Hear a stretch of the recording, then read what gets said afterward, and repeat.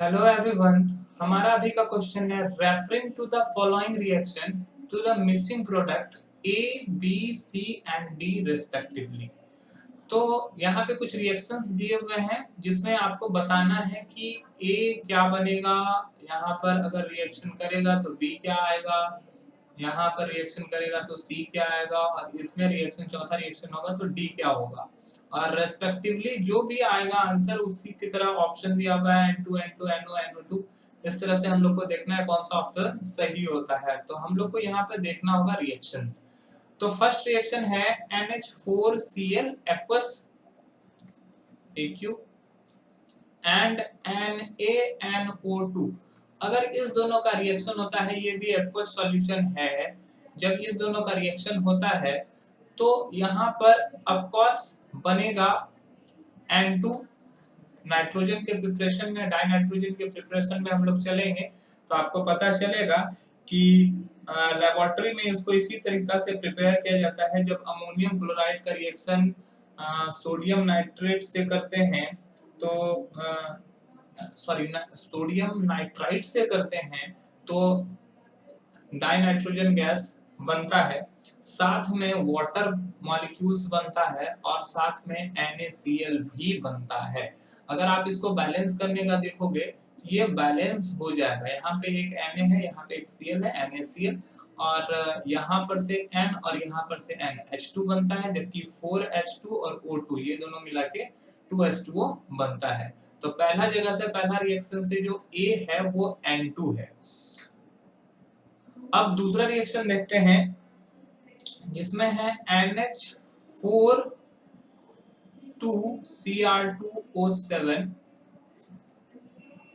Ammonium chromate को जब heat किया जाता है तो अमोनियम क्रोमेट हीट करने से डिकम्पोज होता है, जहां पर ये भी नाइट्रोजन गैस बनाता है, वाटर मॉलिक्यूल्स बनाता है और साथ में क्रोमियम ऑक्साइड भी देता है। तो अगर आप इसको करोगे बैलेंस तो ये भी बैलेंस है। नाइट्रोजन यहाँ पे 2 नाइट्रोजन डाई नाइट्रोजन बनाता है, साथ में वाटर मॉलिक्यूल्स बनता है 4 यहाँ से 8 हाइड्रोजन एंड ऑक्सीजन यहाँ पे 4 जाता है, जबकि 3 ऑक्सीजन और क्रोमियम ये दोनों मिलकर क्रोमियम ऑक्साइड बनाता है। तो यहाँ पर बी का जो भी ऑप्शन है वो भी N2 निकल रहा है। तो जहां पर N2 N2 दे रहा है वो ऑप्शन आपका सही है, मतलब कि A एंड C अभी तक में सही है। हम लोग को थर्ड रिएक्शन भी देखना होगा। तो Cu प्लस HNO3 ये है डाइल्यूट। अगर ये रिएक्शन हो रहा है तो आपको बन रहा है CuNO3 होल 2, साथ में बन रहा है कोई और कंपाउंड। तो मैं आपको बता दूं कि यहाँ पर जो रिएक्शन होता है Cu का 8HNO3 से जब रिएक्शन करवाते हैं तो ये नाइट्रोजन ऑक्साइड बनाता है, नाइट्रोजन ऑक्साइड मींस NO बनाता है और साथ में वाटर मॉलिक्यूल्स रिलीज करता है, 4H2O रिलीज करेगा। तो यहाँ पर जो C है वो C बनता है NO। तो C में NO मतलब कि ऑप्शन ए में पहला ए जो है वो N2 आ रहा है, बी N2 आ रहा है, सी NO आ रहा है। तो ऑप्शन ए मेरे ख्याल से सही है, लेकिन हम लोगों को ऑप्शन फोर्थ रिएक्शन भी करवाना चाहिए। फोर्थ रिएक्शन अगर करवाएं कॉपर का, अगर HNO3 से ही रिएक्शन करवा दें तो ऐसा क्या होगा। तो CuNO3 होल 2 बने और D बने और H2 बने।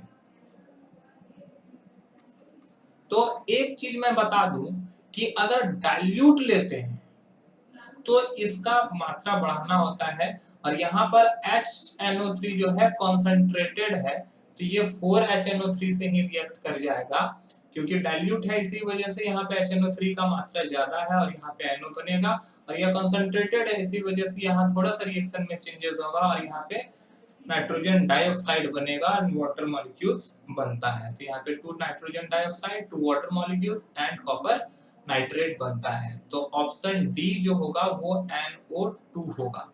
तो ये option A is right answer. That's all, thank you.